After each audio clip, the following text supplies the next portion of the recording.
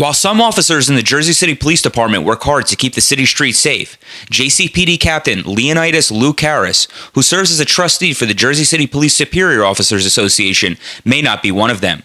During a month-long investigation, Real Jersey City captured Karras, who makes $168,000, plus overtime and off-duty pay, apparently not working or hardly working many of his regular and off-duty shifts. Knowledge of all the following shifts were acquired upon information and belief. On January 13, 2016, Karras was supposed to be working an off-duty shift from 8 a.m. to 4 p.m. and was paid for 8 hours. His personal vehicle, a sedan at the time, was spotted leaving Jersey City's command center on Bishop Street and Corneliuson Avenue shortly after 1:30 p.m., heading towards his Jersey City property. At around 2:35 p.m., he left for his Jersey Shore property and was last spotted around 4 p.m. at a Jersey Shore seafood store.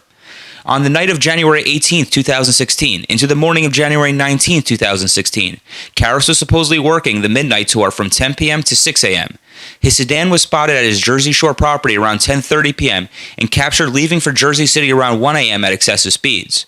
Around 2 a.m., the vehicle was spotted near his Jersey City property, remaining in the same spot until just before 6 a.m. Karras was also assigned an off-duty job in the 19th, supposedly from 7 a.m. to 3 p.m. His car was photographed in the same spot shortly before 10 a.m. that day. On the night of January 26, 2016, into the morning of January 27, 2016, Karras was supposedly working the midnight tour.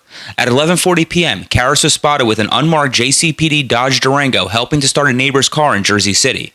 After potentially raising the suspicion of Karras, Real Jersey City left the area and didn't return until approximately 1:30 a.m. Upon returning to the area, the city car was identified in the same parked location 7 times until 6:51 a.m. Later that day, shortly before 3 p.m., the car was parked illegally on Kennedy Boulevard near Kensington Avenue. During the day of January 28, 2016, the unmarked JCPD Dodge Durango was identified in front of Karras' Jersey Shore property. According to a Cane in Your Corner News 12 New Jersey follow-up report to an article published on Real Jersey City about the car being taken home, Jersey City spokesperson Jennifer Morrill said, "Captain Karras was not authorized to take home a city vehicle. We investigated the matter and will be taking disciplinary action against one and possibly several members of the JCPD as a result." On the night of January 29, 2016, into the morning of January 30, 2016, Karras was supposedly working the midnight tour. The JCPD Durango was spotted shortly before 11:30 p.m. near his Jersey City property, and Karras, in what appeared to be regular dress clothes, although not seen on camera, leaves shortly after midnight in the city car. At approximately 4:25 a.m., a full-size SUV was parked outside the Jersey City home, which evidently was the captain's new vehicle. On the day of February 1, 2016, Karras was supposed to be working an off-duty shift from 7 a.m. to 3 p.m. and was paid for 8 hours. The full-size SUV was seen at his Jersey City property around 7:30 a.m. and remained parked in the spot until 10:15 a.m. when Karras left. After losing sight of him, Karras was spotted at approximately 11:15 a.m. and appeared to be loading the car, ultimately exiting at 12:20 p.m. He headed south in his car on Kennedy Boulevard into Bayonne until stopping at a gas station and was not seen after. On the night of February 2, 2016, into the early morning of February 3, 2016, Karras was supposedly working the midnight tour. The captain was spotted driving around 11:30 p.m. near his Jersey City property. Despite a brief pursuit, the full-size SUV went missing, but was eventually spotted again shortly before 1 a.m. According to multiple police and civilian sources with knowledge, Karras potentially has a history of not always working when he's supposed to. None of the shifts have been confirmed via the Open Public Records Act, and it's possible, given months of attempts to have the FOP administration release Karras' timesheets, as well as timesheets for other officers, the documents remain concealed and potentially tampered with. In response to a prior OPA request, the FOP administration produced fraudulent timesheets which claimed Karras worked the day tour.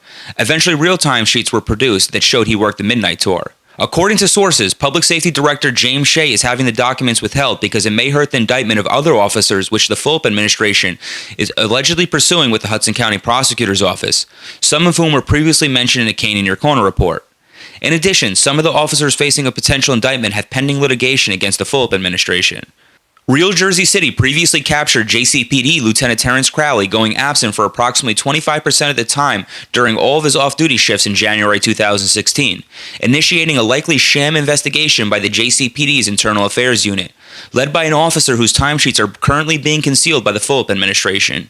In addition, a previous report regarding an off-duty job Chief Philip Zaki once worked in the Marion Gardens housing complex has since initiated another likely sham investigation by the Hudson County Prosecutor's Office Internal Affairs Unit. HCPO spokesperson Gene Rubino did not return the email seeking comment regarding whether they were working with Shea on the indictment of JCPD officers. Morrill declined to respond to an email seeking the release of the requested documents, as well as the Fulop administration's thoughts on Karras' work performance. I'm Michael Shuren with Real Jersey City, the talk of the town.